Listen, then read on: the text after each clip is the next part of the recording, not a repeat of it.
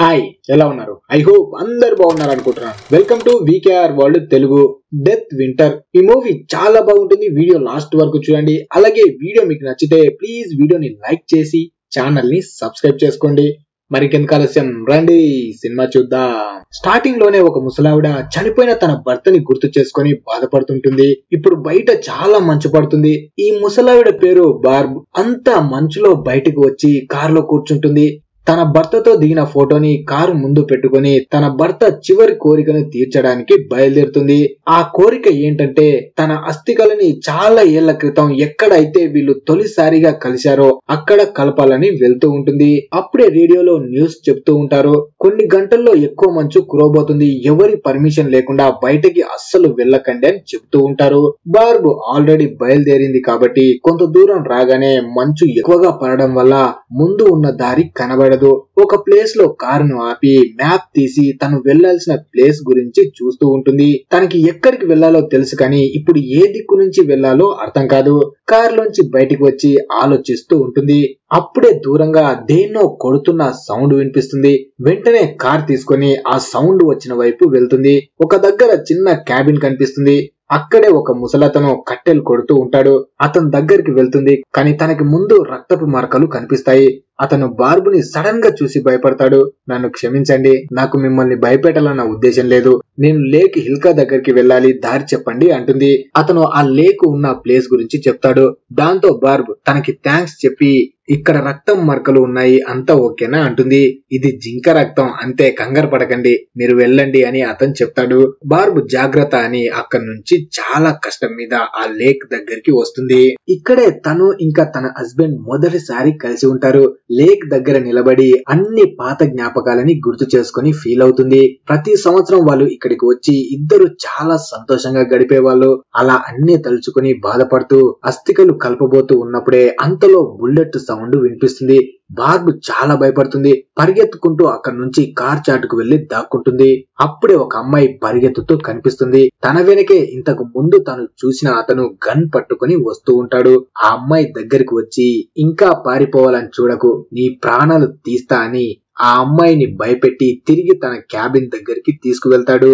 Barb పోలీసులకి call చేయడానికి try చేస్తుంది, కానీ అక్కడ సిగ్నల్స్ ఉండవు. వాళ్ళు వెళ్లిపోగానే తన సామాన్లు కారులో వేసుకుని బార్బ్ అక్కడి నుంచి కార్ ని వేగంగా తీసుకుని వెళ్తూ ఉంటుంది. కానీ ఒక దగ్గర తన కారు ఐస్ లో ఇరుక్కుపోతుంది.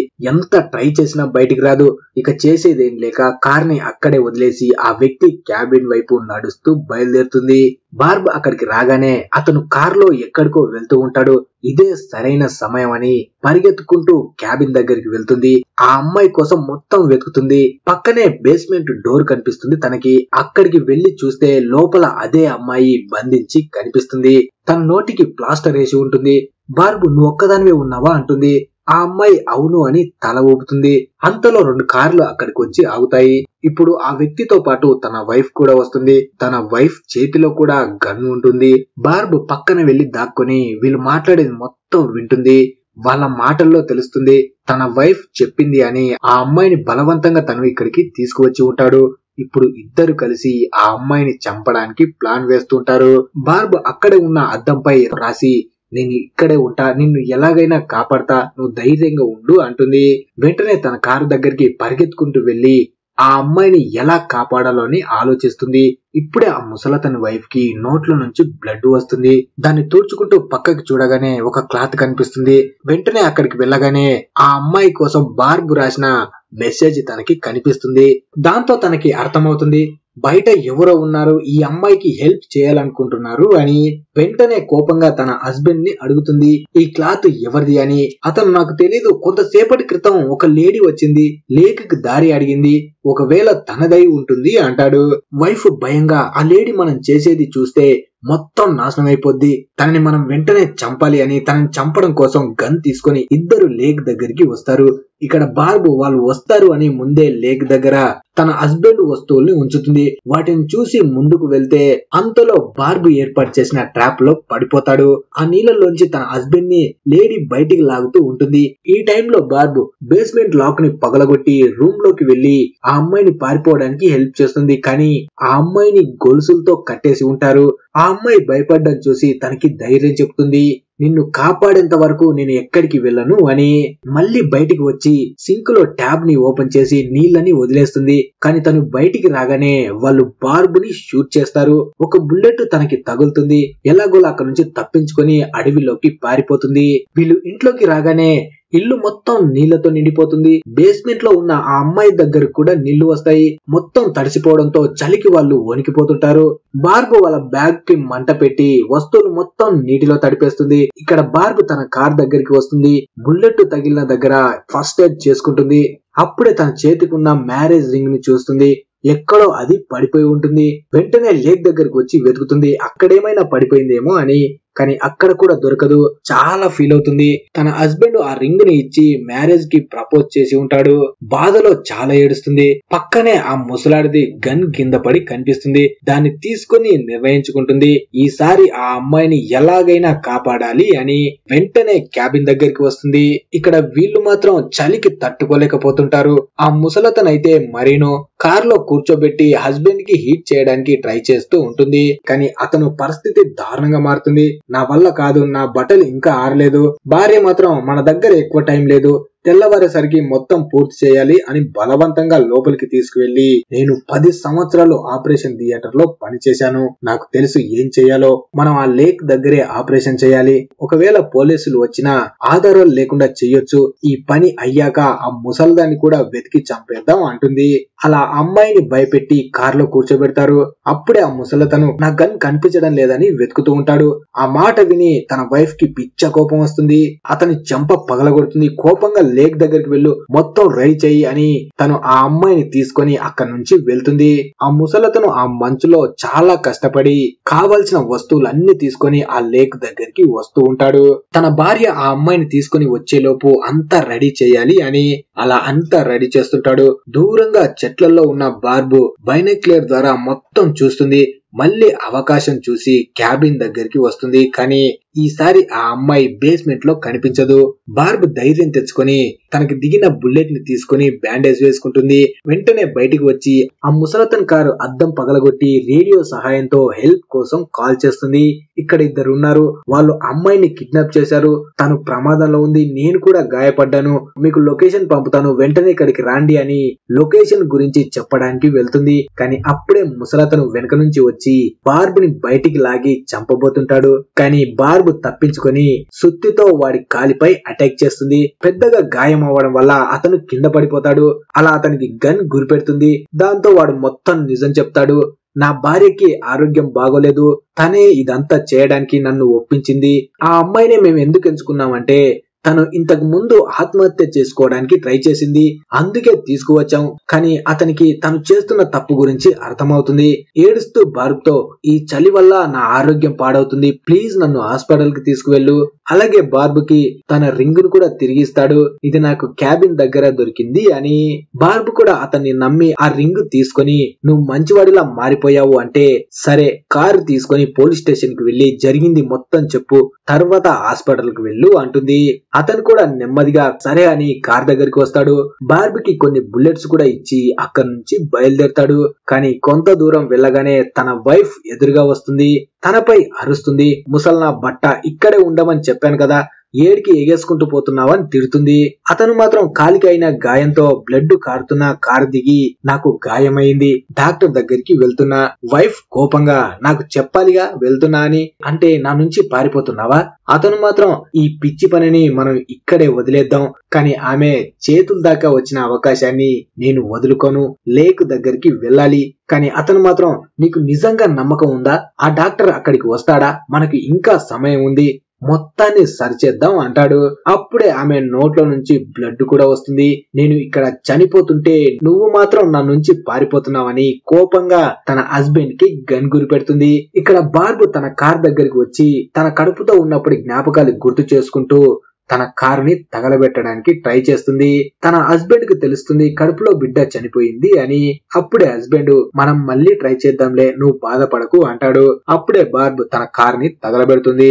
ఆ పొగను చూసి అయినా సరే పోలీసులు అక్కడికి వస్తారు అని తను అనుకున్నట్టే ఇద్దరు పోలీసులు అక్కడికి వస్తారు. జరిగింది మొత్తం బార్బ్ వాళ్ళకి చెప్తుంది.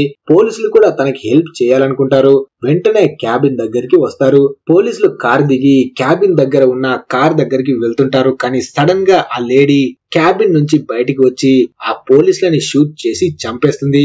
కార్ లో ఉన్న బార్బును కూడా నాన్ స్టాప్ గా షూట్ చేస్తుంది. కానీ బార్బు కార్ దిగి ఆ లేడీ కాలిపై షూట్ చేస్తుంది. ఆమె కింద పడిపోగానే కార్ దగ్గరికి పారిపోతుంది. ఆ కార్ లో ఆ ముసలతను బాడీ కనిపిస్తుంది.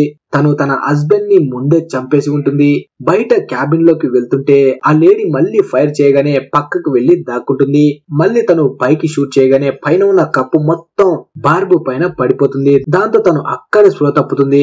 అప్పుడే బార్బు తన భర్త చనిపోయిన రోజుని గుర్తు చేసుకుంటుంది. తన భర్త అనారోగ్యంగా ఉన్నప్పుడు తన భర్త కోసం తను చాలా కష్టపడుతూ ఉంటుంది. కూర్చున్నవాడు కూర్చున్నట్టే కుర్చీలోనే చనిపోతాడు. మాట్లాడుతూనే తన హస్బెండ్ చనిపోవడం చూసి తను చాలా ఫీల్ అవుతుంది. మళ్ళీ కళ్ళు తెరిచేసరికి ఆ అమ్మాయితో కలిసి బార్బు కూడా బేస్మెంట్ లోనే బందీగా ఉంటుంది. అప్పుడే ఆ అమ్మాయి గురించి తెలుసుకుంటుంది. తన పేరు లియా. బార్బు ఆ అమ్మాయికి ఉన్న గొలుసుల్ని విడిపించి అక్కడి నుంచి ఇద్దరు తప్పించుకోవడానికి దారి వెతుకుతారు. అప్పుడే ఒక డోర్ కనిపిస్తుంది. దాని ద్వారా బయటికి రాగానే బయట ఆ లేడీ మళ్ళీ వాళ్ళని చూసి ఆ డోర్ ని వెంటనే క్లోజ్ చేస్తుంది. తర్వాత రోజు బార్బుని ఆ అమ్మాయిని తీసుకొని ఆ లేడీ లేక్ దగ్గరికి వస్తుంది. ఇక్కడ ముందే తన హస్బెండ్ మెడికల్ టెస్ట్ ని వేసి ఉంటాడు. మనిషి లివర్ ట్రాన్స్ప్లాంట్ కిట్ ని చూసి బార్బు ఇంకా లియాకి అర్థమవుతుంది. లియా లివర్ ని తీసి తను ట్రాన్స్ప్లాంట్ చేసుకోవాలనుకుంటుంది అని. బార్బు ప్లీజ్ ఆ అమ్మాయిని వదిలేయి, కావాలంటే నా లివర్ తీసుకో. ఆ లేడీ మాత్రం నీ బండి షెడ్డుకి వెళ్ళిపోయింది, నీ లివర్ నాకు పనిచేయదు అని బలవంతంగా లియాని టేబుల్ కి కట్టేయమని ఆర్డర్ వేస్తుంది.